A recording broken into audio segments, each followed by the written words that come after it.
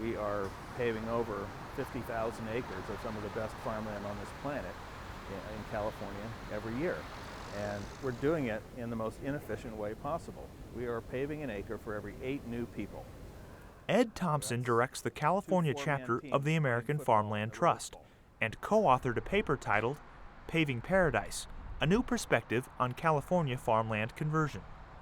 According to the report, of all land urbanized in California between 1990 and 2004, more than 326,000 acres, or 61%, was farmland. If we keep doing what we're doing, we're going to lose another 2 million acres of some of the best land on Earth by the year 2050. If we were simply to increase that 8 people per acre to double that figure, we would save over 500,000 acres just in the next generation. It's really simple to do, but it takes the political will to make it happen. Currently, the world's population is estimated at more than 6.7 billion people, which is more than double what it was in 1965. What concerns people like Thompson are AFT estimates that by 2050, farmers and ranchers will need to produce more food for more people on 13% less land. However, not everyone agrees. And I think there's some political pressure groups that are trying to impose their ideas on society. And the American Farmland Trust is pushing a particular agenda, and they're trying to encourage people to do what they think they should be doing instead of... Professor John Hart teaches geography at the University of Minnesota and has authored a paper titled Specialty Cropland in California. According to Hart, technological advances have allowed farmers to produce more on less land, and that urban encroachment simply shifts the geographic location of farms. Urban sprawl for many farmers is the best thing that could happen. Most farmers notoriously are land rich and cash poor. Most farmers live poor and die rich because their capital is tied up in the land. And city people have a lot more capital available than farmers do. And so the developer can buy the farmer for a lot more than he could make on his land. And that gives him a nest egg to go someplace else.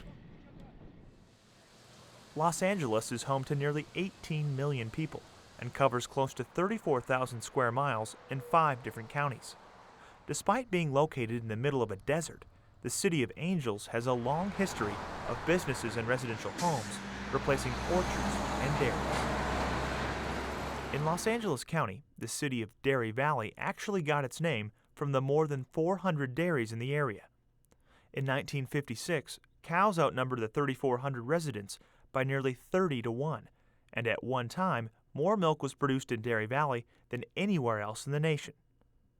But as more and more people moved to Dairy Valley, pasture land became too valuable to farm, and in 1963, residents voted to allow large-scale residential development of agricultural land.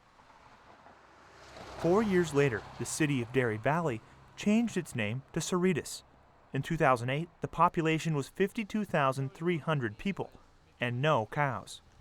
Chino Valley, the Ontario area, was a great place to grow up. It was a lot like here years ago.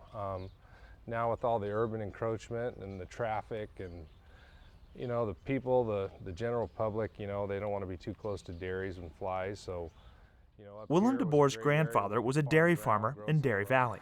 When the herds moved further out of the Chino Valley, his mom and dad began a dairy operation in the city of Ontario. His family no longer dairies in Ontario because urban sprawl has since moved most of the cows out of the Chino Valley and 200 miles further north to Tulare County.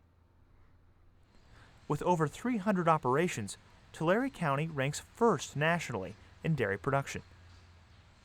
It's also where Willem DeBoer has been milking cows since 1992.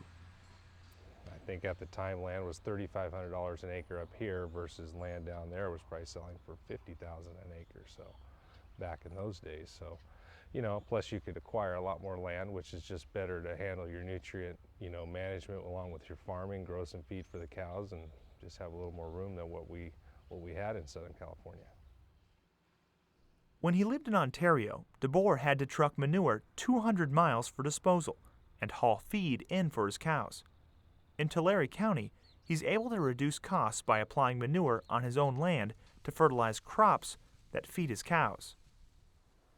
The operation's 3,000 cows are milked 24/7 and produce more than 50,000 gallons of milk daily.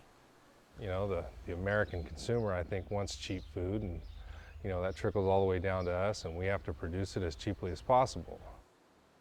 It is exactly that, the economics of food production, which causes farmers to leapfrog urban sprawl for greener pastures.